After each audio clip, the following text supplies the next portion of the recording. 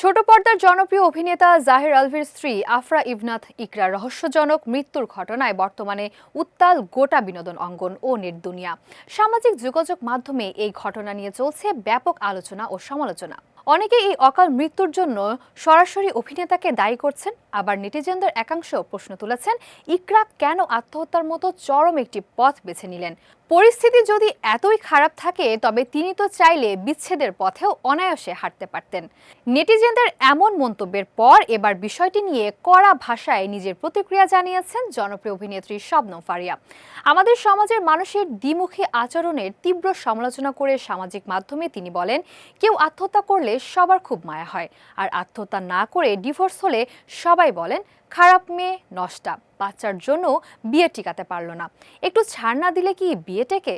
এই যুগের মেয়েরা বেশি ফেমিনিজম শিখেছে।